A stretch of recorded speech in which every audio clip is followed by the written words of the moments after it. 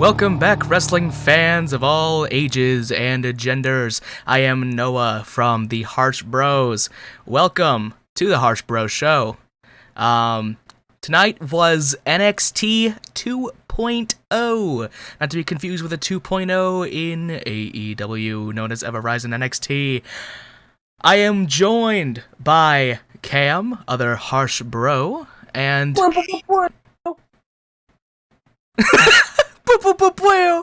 Okay, and the Nate Mare. We got Nate.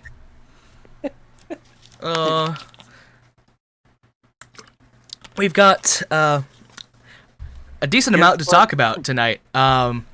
Against my better judgment, I actually watched the majority of this show. Yeah, I mean, it was okay, I think. General opinion first. I'm gonna say that the show was okay. Was I like disappointed in the show? But like, was it like Monday Night Raw bad? Hell no.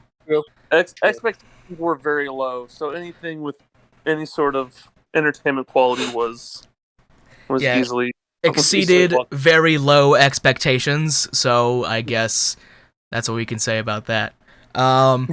But let's just go ahead and steam right through this kind of NXT 2.0 review. So starting off with the Fatal 4-Way promo, which feels kind of bad in hindsight, but we'll get to that in a bit. Then we have Braun Breaker interrupt LA Knight's portion of the promo to set up the opening match of NXT 2.0, which was Braun Breaker, Rick Steiner's nephew. Who is he in relation to Rick? Son. Son. It is Junior. Okay. So we get a match with Braun Breaker versus LA Knight to open up NXT 2.0, and the concept on paper, this is pretty cool. You get like whatever generation he is. Is he second generation, third generation talent? Be second, I believe. Second. Just a second generation. I believe so. But you get him opening up the show with LA Knight, otherwise known as Eli Drake. I think that's pretty cool. Like, to start the show, you have like new up and coming talent being showcased against like an NXT name, a mainstay who just had like a huge rivalry with Cameron Grimes not too long ago. Kind of introducing him to this NXT like hometown crowd kind of thing. I think this is a theme that we're going to start seeing with the old guard of NXT, and then these new guys that are that aren't the vanilla midgets or the indie darlings, as certain people have been eloquently calling them in the press. So I think the same theme came with the NXT Fatal 4, but I won't jump the gun on that. Right. Yeah, we'll talk about that later on in the podcast. Cam, you got anything to say regarding kind of like the beginning, the setup of this match or anything? I think in the beginning I was just pissed because I think I messaged and I was like, what? They're not going by Steiner for his last name? I mean, I get that there's so many things with trademark and all that stuff, but like when your uncle is Scott Steiner, most famous for his Steiner math, and you have a father who is Rick Steiner, who is one half of the Steiner brothers, like you have to have the last name Steiner. I mean, people know who he is because he played in NFL. He was a fullback for the Ravens. I didn't know that. Cut it. Yeah, that doesn't cut it though. Like, come on, you have to give him his last name as Steiner. Yeah, because and also he looks like his dad. Was there any like, I didn't see that part of the night. So was there any like talk like of his lineage, or is it just like the only thing they said is that he played as a fullback for the Ravens, and that's going to be a common theme of the whole night. Yeah, they did that. They did that all night too. They talked about D1 athletes, so and so's collegiate football career, or so and so's collegiate wrestling career. Mm-hmm. So this guy has a family like a family member that was a huge part of the wrestling business, and we are just gonna negate that whole thing, give him a whole brand new name, and he used to play in the NFL. But I watched the NFL, and I can say that I've never heard of Bronson. I guess his full name would be Bronson Rechsteiner. Yeah, I guess so. Sounds right. Yeah, never heard of him. Never heard of him. But I have then heard of Rick Steiner, and that would be a more common thing to right. associate. And that's how you can push him that way, right? Like that's how you kind of. I was hoping he was gonna do the dog face gremlin whole shtick, bark in Tommaso Ciampa's face. But to me now, he's just kind of But sorry, I don't know if that probably got picked up on the on the thing there, but and just okay, we're making this we're pushing this guy, but I feel like LA Knight is the quintessential WWE guy. Mm-hmm. Handsome, jacked, can talk, to just all right, dude, you're gonna go out here and make this new guy look really good. Yeah, and so too bad in the match that he had to lose against Braun Breaker, which was a shock to me, considering LA Knight is in the main event of the show for the World Championship. So yeah, it's all right. So that was baffling. This guy's definitely not winning the title tonight. Yeah, no, hell no. That would have made a mockery of the NXT Championship, if anything, had he won. Because, you just lost earlier on in this program, you're going to win the world title. That makes Braun Breaker look like more than the NXT champion, you know?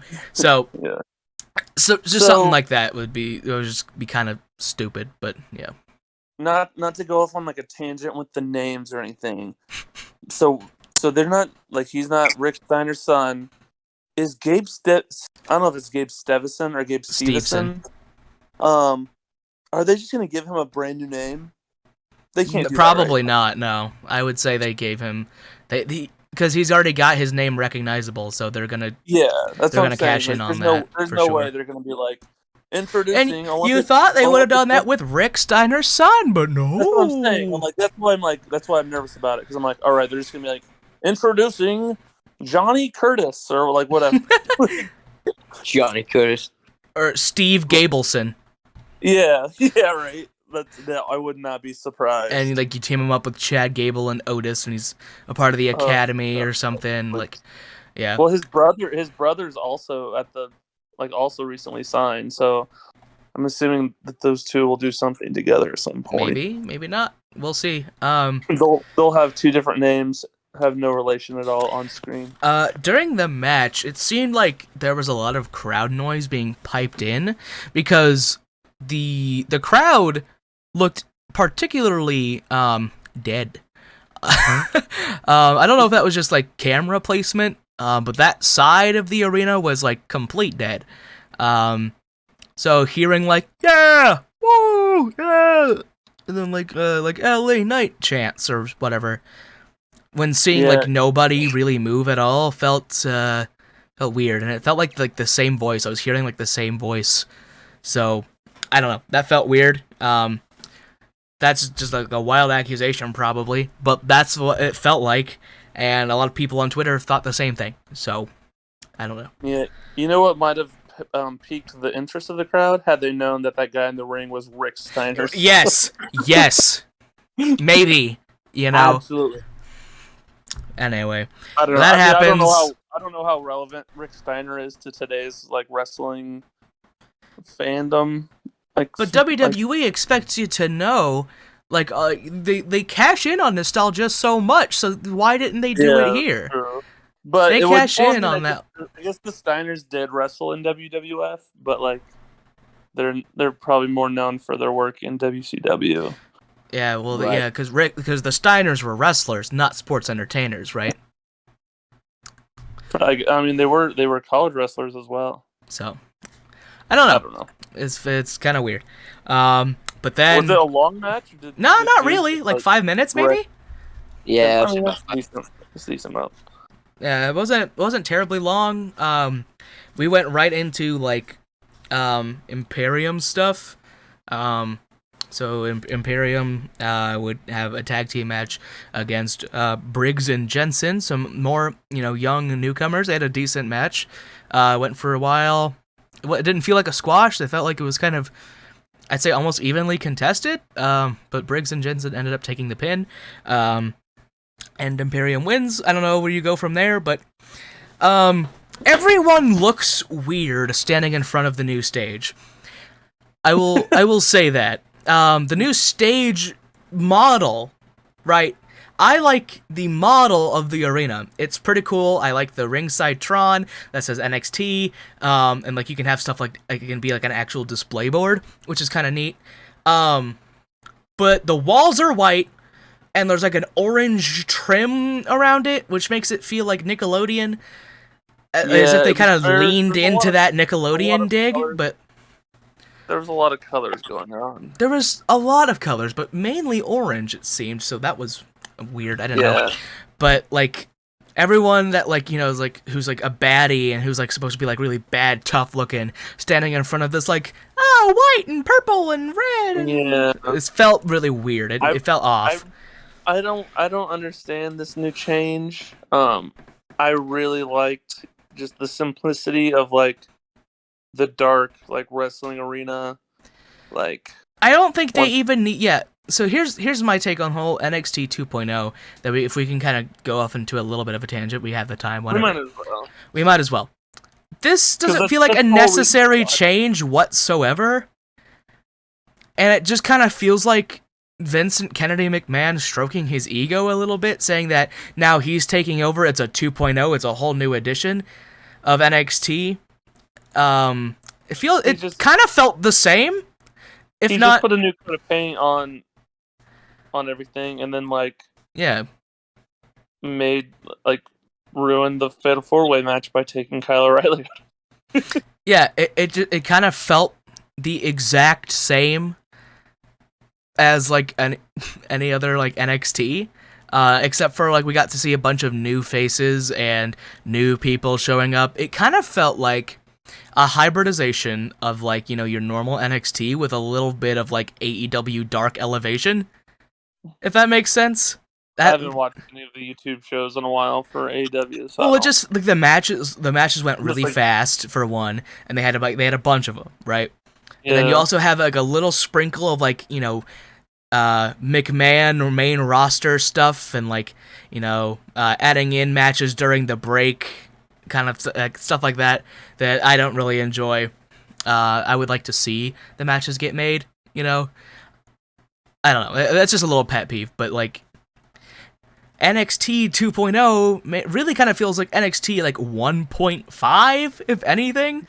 It's just like it's the same as the NXT that we love, like we grew, like not grew up with, but you know what I mean, that we grew to love. When under the reigns of Paul Levesque, but now the colors changed, and that feels weird. But other than that, kind of feels like the same NXT. You're continuing storylines from your past NXT. Yeah, it's really not. Other than like the color change, it's there's not a whole lot. And the logo change, which I'm still not a fan of it. I don't like anything about the colors of NXT. And I like they're keeping the same titles. Yeah. Unless they change that too, but I feel like you gotta at some point, right? Because it just they feel out of place. They don't feel right. Do you add that color? Do you add that color scheme to those belts? I hope not. I hope not. But like, I don't know. The championships right now, they're like the old NXT. They're the gritty, the black and gold. Here's the thing. It doesn't really fit.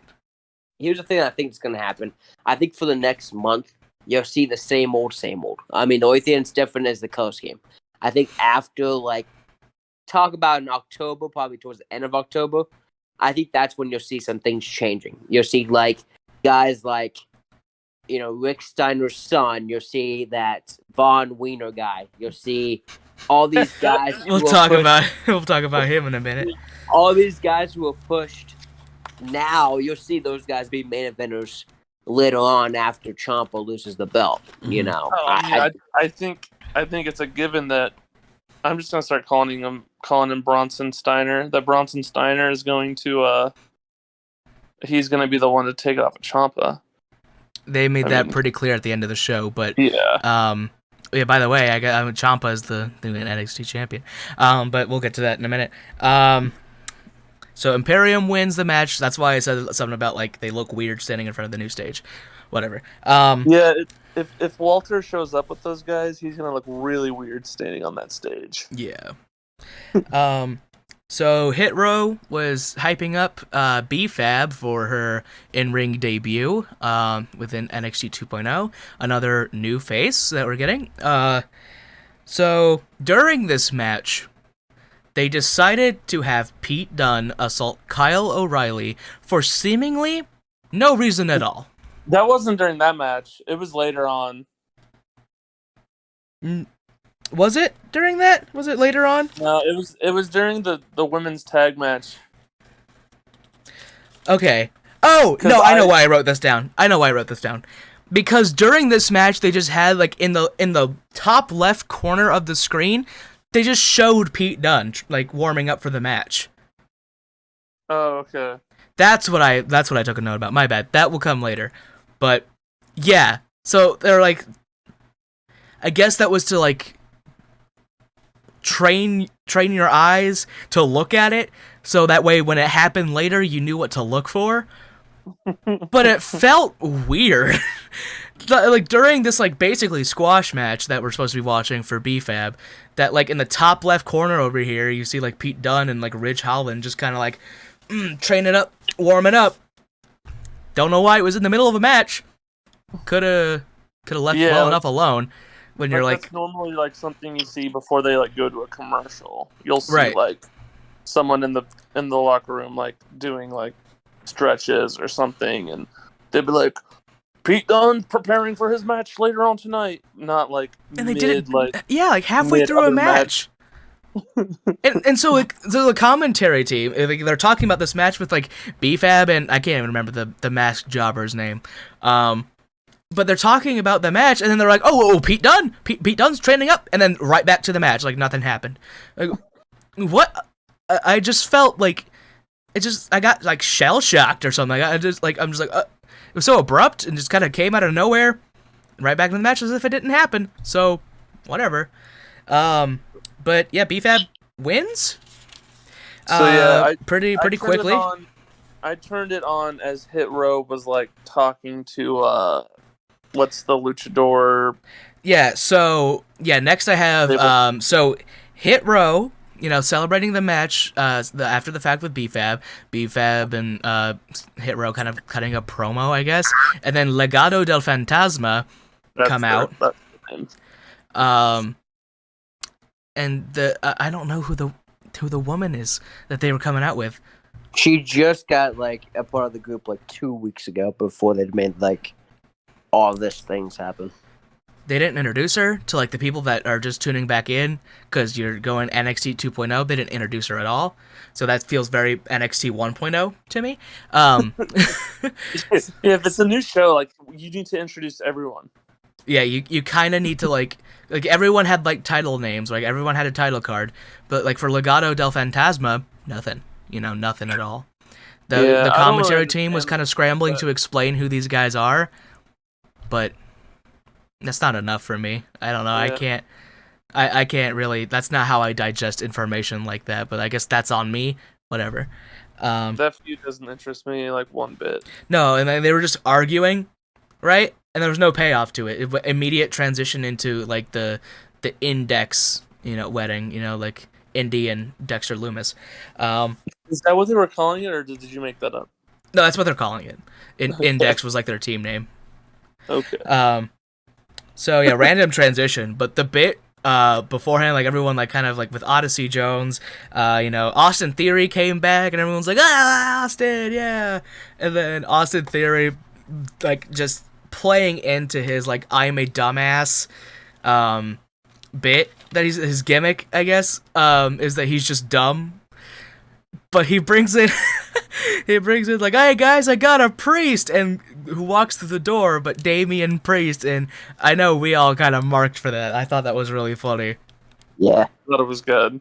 It was And really he funny. played it so cool, and like Gargano being like, dude, like that's just his name. And Priest was like, yeah. Yeah, it's just my name, but yeah, I'm here to party, He's not whatever. lying. And he said, he's like, he ain't lying. He ain't lying. Yeah, that was good. Nah, that was fun stuff. I mean, it's the. I sort of feel bad for Austin Theory because he's really good at like being a serious wrestler. I mean, I guess this is showing like his like ability to do other things, but it's like it's hard to come back from like goofy gimmicks. So yeah, I hope he's not getting written off as like whatever. Written off as like what? Yeah. Yeah. But I thought it was fun. All the Dexter, the Looms men, I guess. I don't know. Someone on Twitter's called it that, and I thought it was funny. The Looms men all dressed up like Dexter Loomis. You had like the black coats, and you had like leather gloves and everything. I thought it was cute. Okay, it was funny. So is that why Gargano had those gloves on all night? Yeah. That's why everyone had like gloves on. Why is he still wearing those gloves? So that was a cute bit, and then we had Carmelo Hayes coming out with Trick Williams. I believe his first name is Trick. I know that, so that's what I'm going. I think it was going Trick for. Williams. Then they went to commercial and came back. I enjoyed their little, coming out party. Like, yeah, it was kind of cool. I mean, like you had Carmelo, who was the winner of the breakout tournament, right, in NXT. He came out with his like little portfolio of like who like he was gonna challenge and everything. He didn't end up revealing that, but he was saying basically wherever I go, Trick goes, right? Yeah, and then Trick. I really. Go on. Sorry. No, you're good. You go. I just really like because I think up until now Carmelo Hayes has kind of been like a fan favorite, and this guy's kind of like, you know what? You like you need to be how you really are, and it's like, oh, so this guy's an asshole, and he's just so. I like their promo. They both speak well. They both. Yeah, I was very about it. Believe it or not, I was very about it. I didn't know. Is about it still like in the vernacular of like? I thought that was like a '90s thing. Nah, people would be like, "Are you about it or nah?" You know, like that's okay. So that's still pretty prevalent. Yeah. I'm all about it. So I made a tweet for us. I made a tweet for like a poll and everything. I was like, "What do you guys think of NXT so far?" And I put either about it or nah. No, I enjoyed the two of them. I thought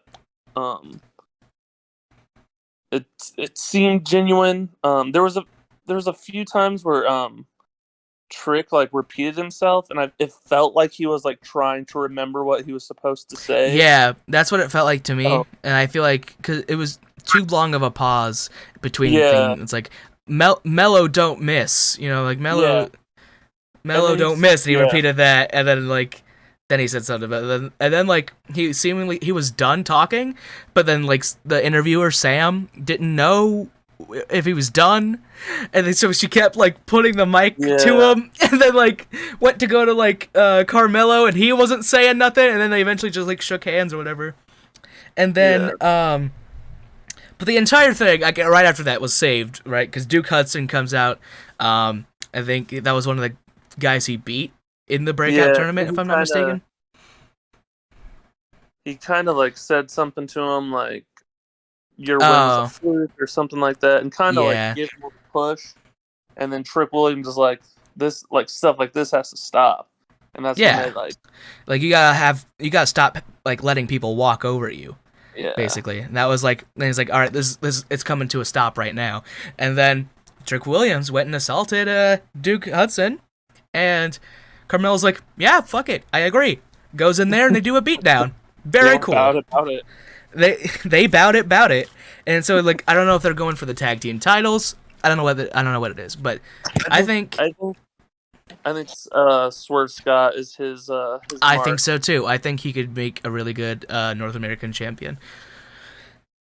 And then we get set up for Casey and Caden. Is Casey? I don't know which one's last name is Catanzaro. Casey. That's Casey. She's the one that I don't know if she still is with Ricochet, but her and Ricochet were like an item. Yeah. And then Gigi and JC, whose entrance music is exactly the Sweet Dreams riff. Dude, that music played, and I was like, "This is a real song. Like, what song is this?" I was watching it with Cam, and I immediately was like, "That's Sweet Dreams." Like, what's happening right now? Like, I'm pretty sure, like, to the exact same key as well. It is. It's the exact like do do do do do do do do do do do. Yeah. Because like I started like humming the melody of the song, and I was like, "What song is that?" It is the exact same. Why do those girls dress up like the fashion police? I don't know. Did they just have those, like, they fired Fandango and Tyler Breeze, and they're like, "Hey, here's these outfits. You guys can wear these." Yeah, it's kind of what it felt like. Then they had a match for not very long because Mandy Rose would come out and just attack him for no reason to reveal that she is now a brunette. Whoa, what a crazy change! What a crazy new look for Mandy Rose. She dyed her hair. Never has a dye job done so much for someone's character. Yeah, I went from a normal hair color to another normal hair color. I believe I heard Wade Barrett say something to the extent of her new militant. It's like new militant something. I sent it in the group chat. I'm gonna go back and find it. You guys talk. I'm gonna find it. But yeah, like, did he really just say that? It felt kind of weird to disrupt the match for it. If anything, you guys could have just played the match out until an actual finish. Then Mandy comes in for like a after the match interference beatdown. Well, no, because it went straight into a typical WWE thing. Well, the match ended in DQ. That's what I'm saying. You didn't need this at all. You didn't need that 6-man. If anything, you would have had time for your main event. This whole thing took way too long. Yeah, I mean, they did a typical WWE spot. Well, we just came back from break, and now it's a 6-man tag. Like, yeah, okay, that's how I know that WWE has taken over NXT because there were so many commercial breaks.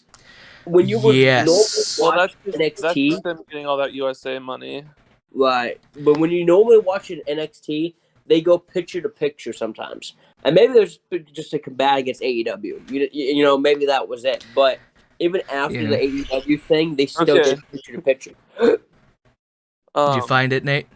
Yeah, so he said this new militant approach for Mandy Rose. She dyed her hair and she wrestles the exact same. She dyed her hair and wore black to the ring, which I don't even remember what she used to wear to the ring. I don't know. She wore a face mask for a bit, so they broke her face just to reveal a new hair color? I guess so. Also, this was the match where I don't know if it was during the six women match or during the previous tag match that we saw Kyle O'Reilly get beat up by Pete Dunne. It was this one. Pete Dunne assaulted Kyle O'Reilly during the match, and I wrote, huh? So that was weird. I don't know why they didn't give that actual airtime for that. Seemed kind of important. Only to be saved by a tall blonde man who we will learn the name of at a later time. Yeah. I said Mandy's new look is just brunette hair. Okay.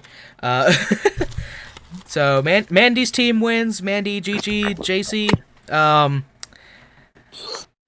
then we have Ridge Holland walking to the ring, and it says the commentator. I can't remember his name. He's the head, and I can't even remember his name. It's all Michael Cole. They're all Michael. Is it Cole. Vic Joseph? Yeah. Okay, that's what I thought. But I couldn't remember. And it's like, against someone, we're going to go to commercial break. It's like, okay. And then Thanks. we come back with freaking Drake Maverick. Well, we come back, and we see William Regal, being interviewed, and it's like, Kyle O'Reilly, he cannot compete. in the match due to the assault from Pete Dunne. So we've got there still will be a fatal 4-way, and we've got Von Wagner, and I'm like, who is this guy? Like, who is this? Von Wagner. Well, it was like he's gonna be the replacement. I really thought he said Wiener. And so that's why I immediately texted our chat and I said, Von Wiener? It is Von Wagner. He's a new guy. That was the guy that saved Kyle O'Reilly, but not really save, I guess came to his aid after the fact, because if he really saved Kyle O'Reilly, he would still be in the match. But, whatever, I guess. Yeah, and like Before why is it that because he was there, conveniently there, why is he just like all of a sudden like, oh, I guess you can just have a spot then? You're a good guy. Like isn't there like a pecking order? Like someone just beat one of the competitors that's in this match. And like you're not gonna throw him out of it? Like that seems kind of unfair, right? Like, I'm gonna assault this guy before our match, and you're just gonna, like no repercussions for him. He's fine. He could still go for our main event championship. Our world championship. Yeah. Pete Dunne is still in it. Even though you attempted murder, Pete Dunne, hey, you could still fight for our championship. Even though you committed, a domestic, or not a domestic battery, assault and battery. Assault and battery in the locker room at work. You can still wrestle in this big match tonight. And then this guy, who was just conveniently there, also gets to wrestle in this match tonight. Yeah, so it's just like, it felt kind of weird. But then we had the Diamond Mine doing a squash match. I don't think we even learned the name of the tag team that they were facing. No, they didn't. They came back from a break, did not even bother naming these people. Nameless job tag team to Brutus and Julius Breed. E2 Brute? Which have to be the strangest names for two very pale amateur wrestlers. But they win in basically a squash match, so they looked vicious.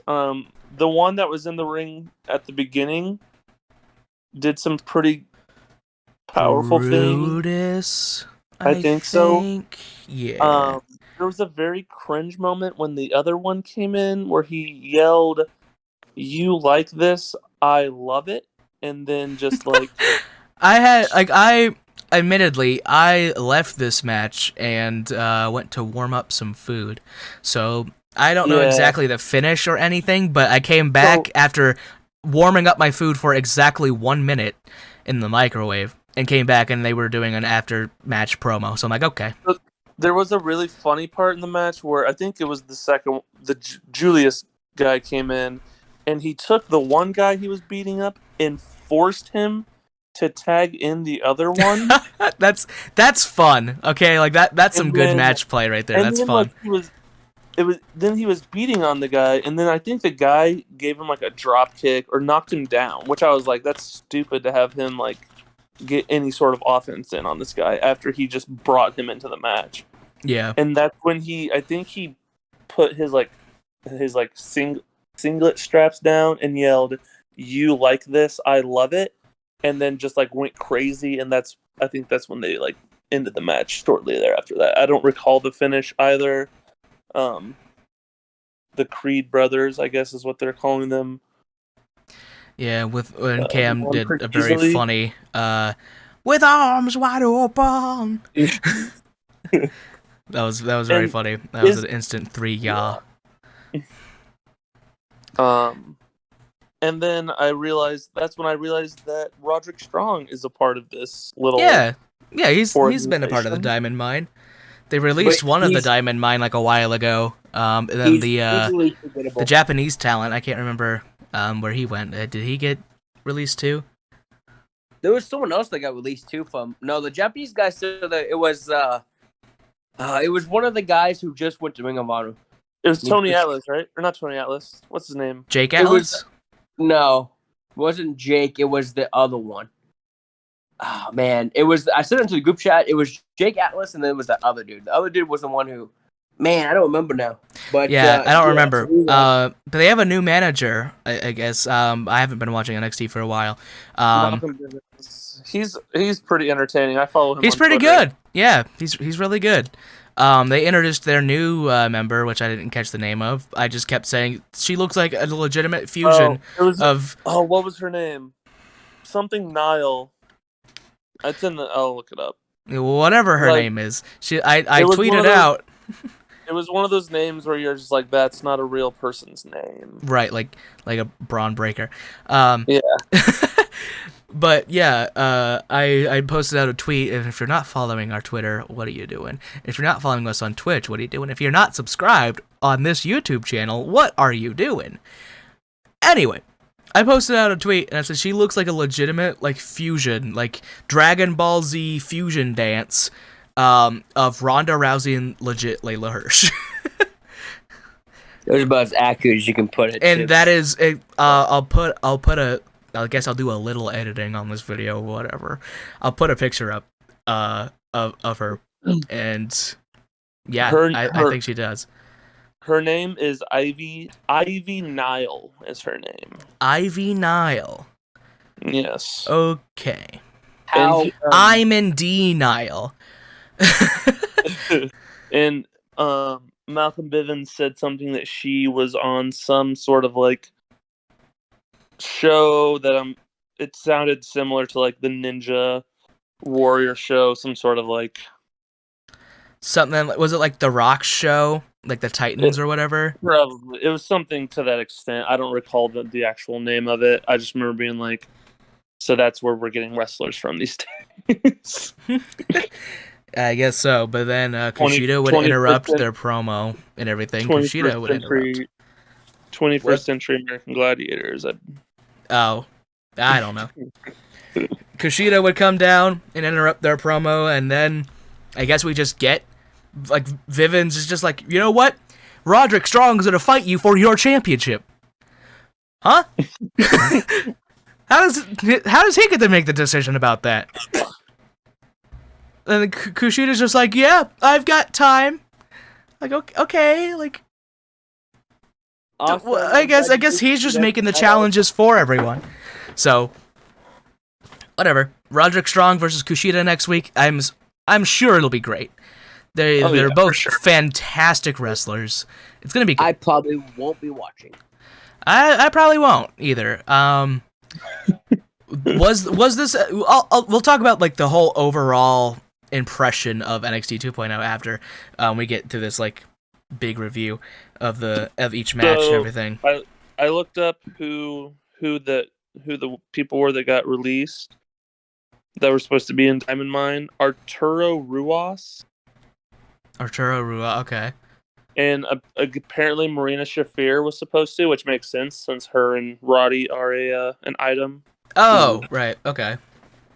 Well, guess not. Okay. And then it's main event time before the wedding, which I thought was interesting. But I guess since you had to remove the ring post for the wedding, whatever. Nothing too eventful in this fatal four-way, I guess. Like, you had Pete Dunne come out first, then it went to commercial. You come back from commercial, LA Knight's already in the ring. What is happening to LA Knight? Who did he piss off? Anyway. And then Von Wagner gets his entrance, and then Tommaso Ciampa, whatever. He gets his "No one will survive" in this bright, colorful arena. Just kind of felt wrong.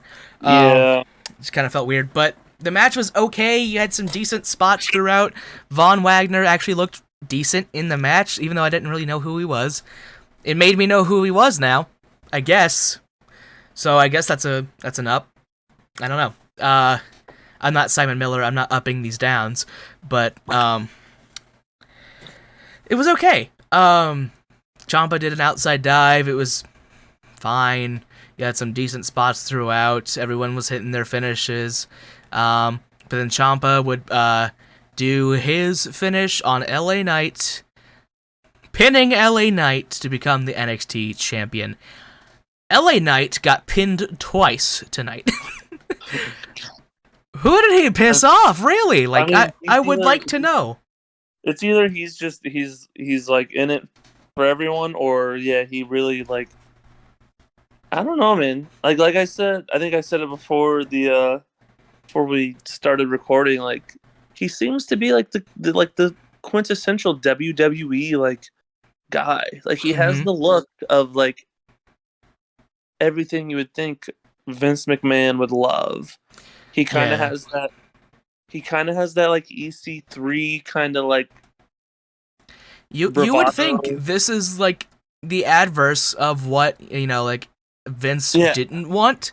You know what I mean? Yeah. Like, this is the kind of guy that Vince soils his pants over. Yeah, what are you doing with him? I was 1,000% convinced that either LA Knight or Von Wiener was winning tonight. I was like you don't take out Kyle O'Reilly if you don't plan on putting the title on someone that's like new. So the whole thing of taking Kyle O'Reilly out of the match feels really dumb in hindsight, because I would have liked to see Kyle in the match. Yeah, unless he's like legitimately injured and wasn't like able to wrestle tonight. And then in that instance, why even put in this guy that we've never even heard of? I don't know. I don't really know, because like Kyle O'Reilly just came off of the heels of, his win against Adam Cole. He just beat Adam Cole. He just beat one of the top guys in NXT before he left the company. Is that why? Because Adam Cole's in a different company? So they're like, we gotta take this heat off of Kyle O'Reilly. We gotta take him off of TV for a bit so people can stop talking about Adam Cole. I mean, I don't. Feels dumb. Then why have him win? Why have him win then? I did not expect Ciampa to win. I'm like, Ciampa's he's an indie favorite. Like he's physically like intimidating, but he's not tall. He has a scary beard. Like, this isn't someone that Vince. And if you're going with NXT 2.0. I don't know why Ciampa is the champion again. Like, when he won the match, I was like, oh, okay. I wasn't surprised. I wasn't shocked really at all. I was like, okay, Ciampa's the champion again. I mean, I'm not mad at it. He's the best guy on the show. Yeah, he deserves it. He's good. He's great. He deserves to be champion. Yeah, him and Goldie are reunited again, and I love that he like has a nickname for the championship belt. It makes it like when he's a champion, it makes it that much more believable, and like it makes it that more entertaining. So yeah, good decision in hindsight, maybe, sure. And then so he wins, and his theme song is playing in front of this white, purple, blue splatter stuff, and it says "and new NXT champion Tommaso Ciampa, yeah." It just looks, it's just really colorful and like, yay, Tommaso Ciampa, yeah. But then you hear, "No one will survive." It didn't feel right. Like the look of the new NXT and your roster for the new NXT, they don't gel well together, because you have these like gritty, tough sons of bitches, and then they're standing in front of like this super cute, colorful background. It doesn't feel right at all. It made me uncomfortable, if anything. Does that make sense? I was uneasy watching this. And so that's probably why I won't be watching again. And I'm a huge aesthetic person. If you like it, that's good for you, right? I'm huge on aesthetic. If your show looks good, then I'm probably gonna watch it and come back. But if it looks like this, it's an eyesore for me. I'm not gonna come back and watch this. You could have the best talent in the world, and I'm like, I don't know. But that's just me. I'm huge on like how something looks. Maybe that's like my theater thing, is like some things gotta look good to the eye in order for it to be. I would like to know why they settled on this look, and what were our other options. Our other options was not changing the look at all, because but you know that there was probably at least like 6 options of like this. Yeah, another design. And they settled on Kid's birthday party. Like that was what they settled on. Nickelodeon meets Spencer's Gifts. Like the oh my god, yeah, that's so good. It looked like Spencer's Gifts. Like I was like, there's just a lot of like purple and like neon, and like it's 2021. I don't think these colors are really what's like popular with the wrestling. Like I don't know. It's really not, and it's just it feels wrong. It looks goofy. You brought up the topic earlier that the belts are probably going to turn into something that looks really goofy. Probably. Which I'm picturing Tommaso Ciampa carrying a belt that has like purple and like orange and neon NXT logo on it. And it's I was telling Noah, I was like, they need to have it be a red strap, and then like a box of Fruity Pebbles on the front of it. It's just, I don't know. It's gonna be weird. We'll have to see from here. Hello, dog. I didn't know she was up here. I know we'll never get like the Triple H interview. That's like, this is what happened to NXT. But I really want the Triple H interview. That's like, because he has to be gutted, livid. Yeah, he built this. Like, he's the reason that it became like a hit show. On the network. Probably the reason why it like went on to the USA Network, which I think was the start of the downfall to begin with. Yeah, like, we're gonna make this show twice as long, and it's gonna be on cable. And now the boss see it. Before that, it was Hunter has his own like, basically just like a wrestling territory. Yeah, like, and that was pretty much what it was. And he would like, they would do their little, like they would do tours, but for the most part they're in, Orlando or wherever Florida town they're in, right, doing their own thing, getting every like popular indie wrestler to like make everyone lose their minds because all the smart fans are watching NXT to see, Finn Balor and Shinsuke Nakamura and Samoa Joe, and now it's Vince McMahon signing a bunch of like college athletes that didn't make it to the professional like level, and feels kind of weird. Wrestlers, yeah. Anyway, going into the Indy Blackheart, is that her name? Blackwell. Yes. In Indy Blackwell and Dexter Lumis wedding.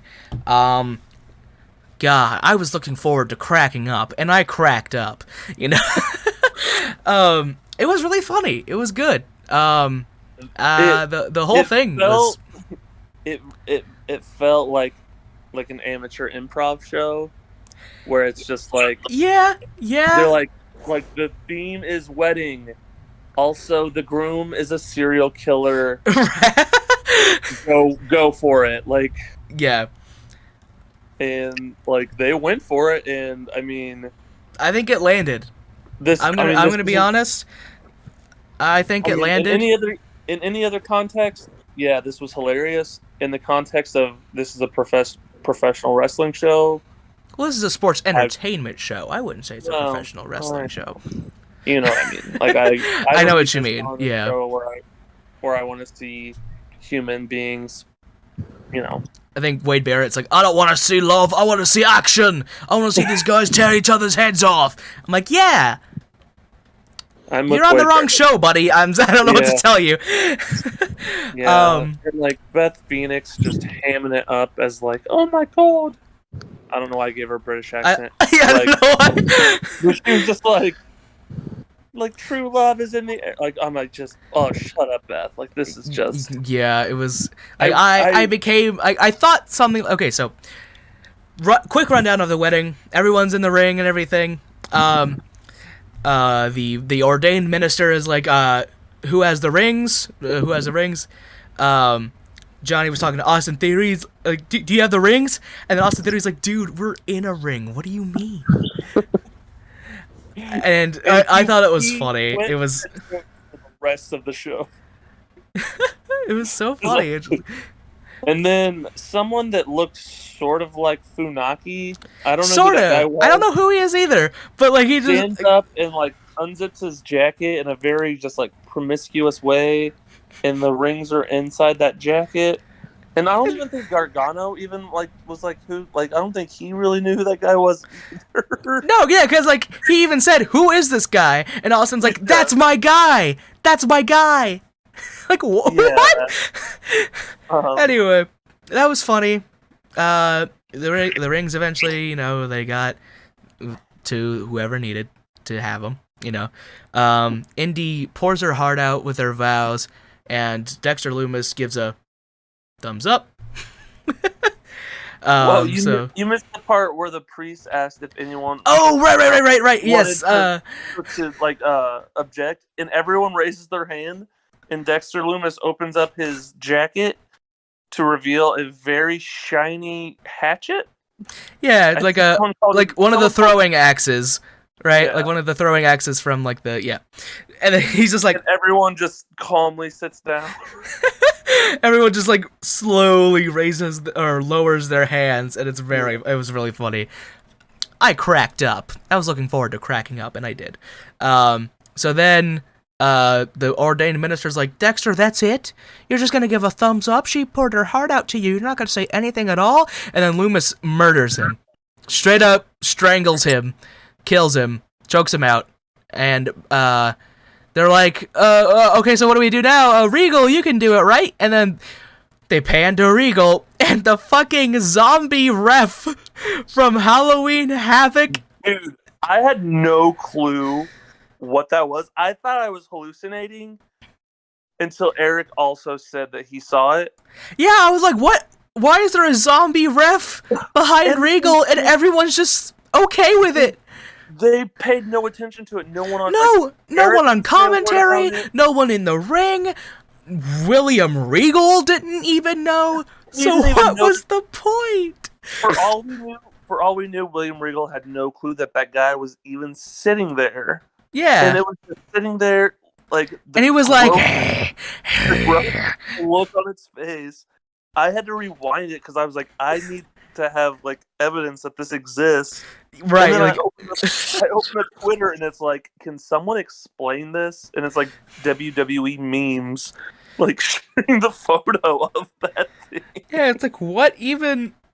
I don't know. But Dexter Lumis would eventually speak after Beth Phoenix comes in like, oh, I took this thing online. It was free. I'm an ordained minister. I thought this was going to happen. Yeah, I figured something like this might happen. So I did this last night. And I'm like, why aren't you doing it right now? And then Johnny Gargano says, well, isn't that convenient? As if to like, just get it's like...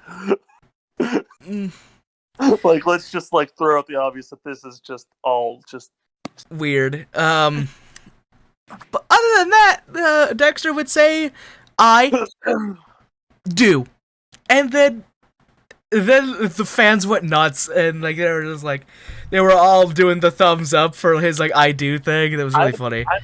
I'm really surprised that the whole audience was like behind it, didn't try to like overshadow like. If this was a WWE show, like if this was a Raw or a SmackDown, the crowd is destroying this. Right. But NXT, they were fully behind it. The fans were eating it up, and it ended up being that good because the fans were behind it, and they didn't try to sabotage it at all. No one was doing a run-in during it and ruining the wedding. For once in professional wrestling history, a wedding in the ring goes off pretty much smoothly, right? Yeah. And they actually get to do the whole ceremony, and it's a happy ending. And yeah, there was like, I mean, other than Lumis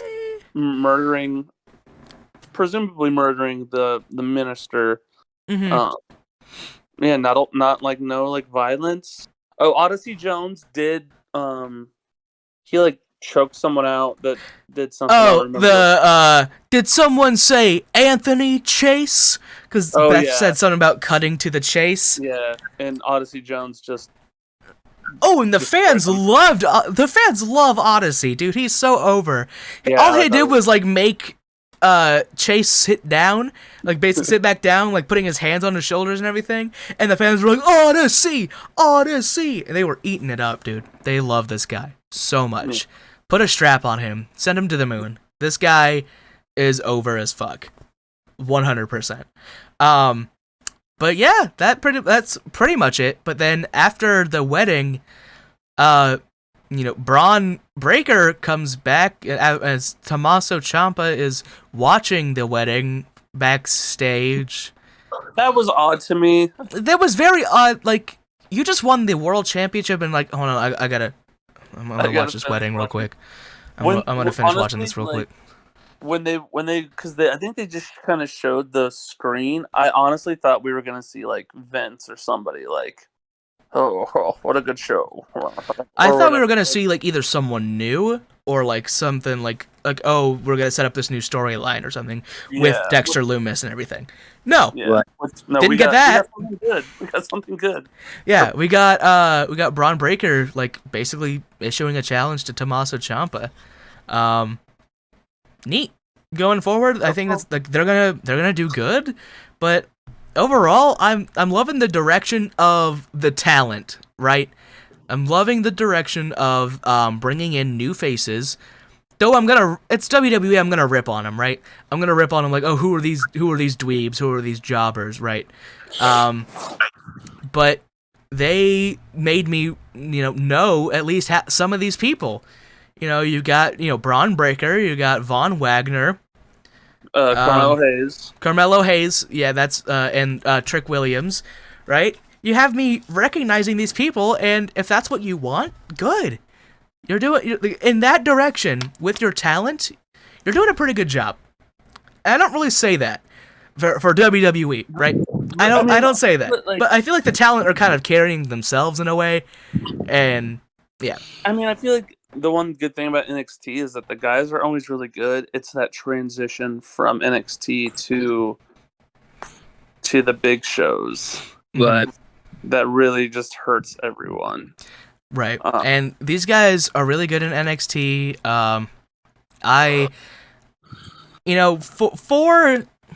For it, for talent wise, for everything else, this show gives me about it. Like, I give the show about it. Like, I'm sort of about it, right? It's pretty okay. It's pretty good. Even though there wasn't too many new setup stuff, you had me care about a few things, right? I care about the NXT World Championship. I care about the NXT North American Championship, and who has the tag titles? The Rascals. Rascals did? KSR, right? KRS.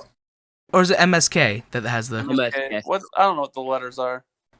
I think it stands for Marijuana Smoking Kids, which I think would be funny.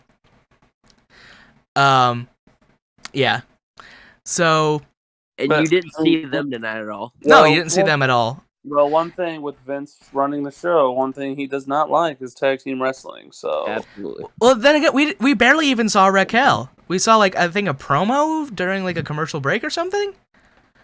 But we didn't see Raquel Gonzalez, your NXT Women's Champion.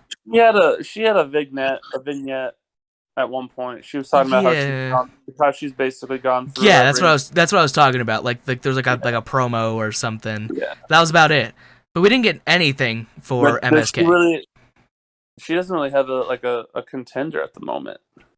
No, but you gotta start.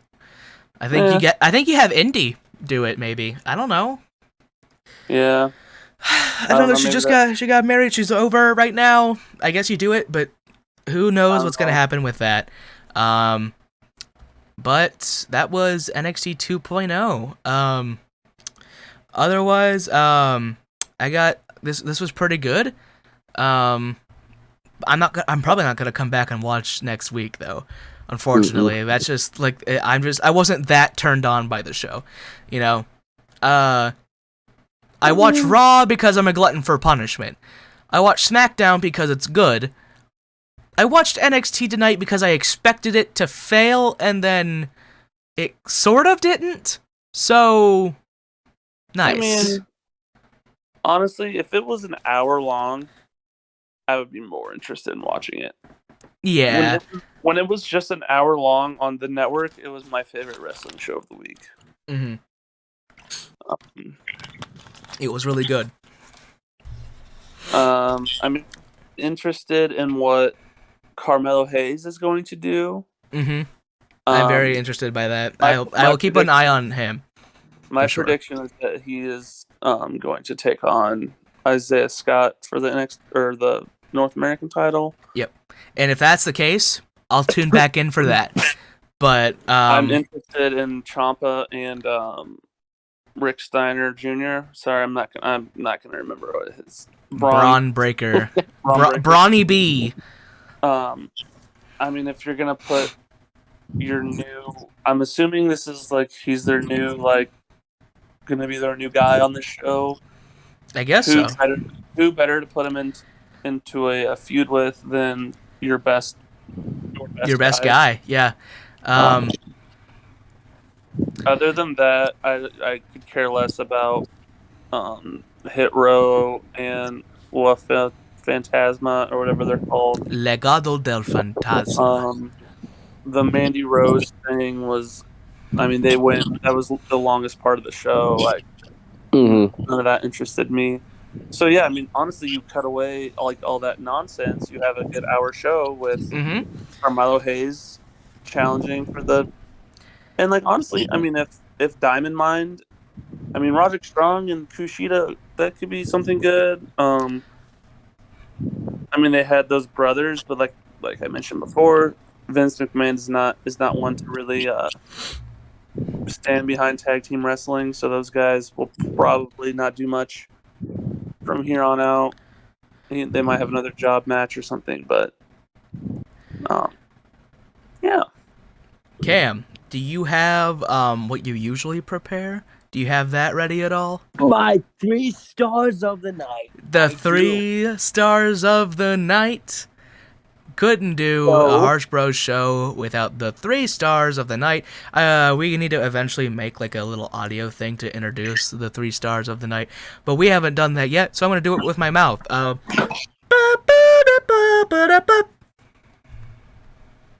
Okay, so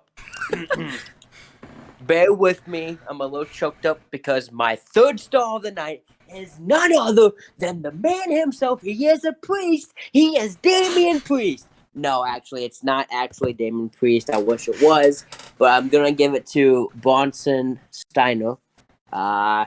He was probably the beginning of the focal point of NXT 2.0. I thought that he was gonna be a big attraction during the whole thing, and he was. I didn't really expect him to win against LA Knight, but he did. So he is my 3rd star of the night.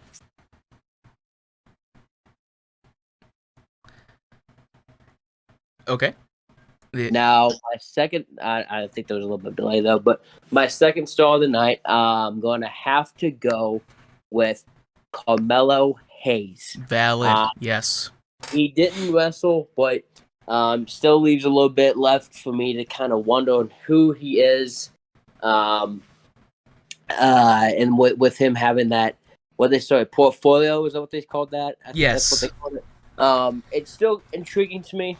There's still a lot to do with his character. Odyssey Jones is over like no one's business, but I think Carmelo still has me intrigued, and that's why he is my 2nd star. With that portfolio that he has, it could go either way. He could be a tag team going after tag team title. He can be going against North America title. He could swerve us all, and he could actually go after Ciampa with that, portfolio. So he is my 2nd star of the night, and then my final star of the night will have to go to Tommaso Ciampa because he got Goldie back after a 900-day span. I really was kind of hoping that he was going to win. Didn't expect him to win, but it was kind of refreshing after hearing all these things about how they're going to go with younger talent and how they were really going to focus on a lot of that, and still seeing Ciampa win the NXT title. All right. Those were the 3 stars of the night from Cam Harshbarger. Work in progress, I guess. Fantastic. I'm gonna hit that theme music unless anyone else has got anything to say. So I looked up things on Von Wiener. Mm-hmm. Apparently, he's been in NXT since 2019. Oh. He used to wrestle under the name Cal Bloom, which I think was his given Christian name.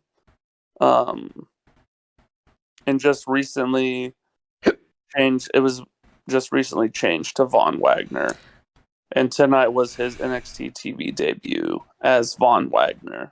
I think we'll be seeing a lot of that coming up. I think there's a lot of people who have signed with the company who have a different name, and now since they're going to 2.0, I think a lot of people go like Poco Bordeaux, who was a guy who was that's like the Brock Lesnar, like yeah, right? Mm-hmm. Yeah, so they changed his name to like Gun or something stupid like that. And I'm like, why didn't you just keep Poco Bordeaux? Because that sounds really badass. But they changed his name, so he's gonna be someone to look at. What did? Because Vince doesn't like names he doesn't know how to pronounce. That's true. Okay. What did this guy do before he became a wrestler? He was just I don't remember. I know that he was big in the fitness. He trained with Eva Marie. Fitness wise, not in wrestling because we all know how Eva Marie is in the ring. But I think he was a college football player. Was he? He played at UCF. Oh. Let's see what his name's gonna be. Gunnar Harland. Ah, so what's right? Huh. It's whatever. I mean, he looks like a guy that would be named Gunnar. He's no Carmelo Hayes or Trick Williams. Those are really good names, by the way. Before we end the show, hashtag Black Wrestling Draws. Odyssey Jones, Carmelo Hayes, Trick Williams. Big E is your WWE champion now. There's no better time than right now. You know, like, Black Wrestling is drawing huge right now. You got Will Hobbs and AEW, and you got Moose in Impact, and he's over as hell. There's no better time than right now. Black Wrestling draws for 100%. All right. Anything else, fellas? No. All right. How long before we see Gabe Stevenson on NXT? I think he's going straight to main roster. Yeah. You think so? Mm-hmm. Yeah. I think they're gonna go CWC on him, but because he's got like that level of recognition in his name already, and like people like Seth Rollins are already tweeting about him and everything, I think he's going straight up to the main roster at some point. Absolutely. I think they're gonna train him the WWE way, and we're gonna see him on the main roster probably Monday Night Raw or SmackDown, or probably Monday Night Raw. I bet you put him on SmackDown just because Fox is a bigger station, and you. Yeah, that's fair. That's fair. He could come in and we also got the draft coming up, so who the fuck knows, right? That's gonna be great. Forgot about that. Thanks for reminding me. The WWE draft coming up on October 1st and October 4th. But really, I don't know why they do like these double show drafts, because like all the people that got drafted in like the very first are probably going to be the ones that are most important. So I don't know. Feels kind of weird to do a multi-part draft on two different shows, but I get it. I would just keep it on Raw because it's 3 hours. I would just prefer that like they just have like one roster, one I champion. Would too, but what can you do? They've already done it. They've already got themselves this far, and like there's a stark difference on what's the better show, SmackDown. That you might as well just keep them apart, I guess, for now. Raw's poopy, SmackDown better. No, you missed the new like mobster mafia. Oh, the Tony Soprano guy, Tony D'Angelo. Yeah, that was such a shot in the dark. I completely missed it, basically. There's just gonna be another. There's gonna be an FBI 2.0. Full-blooded Italians. I think Vince just recently now watched The Sopranos and was like, "Oh, we need a guy that his family is in the mob," and instead of making them from like New Jersey, he made them from.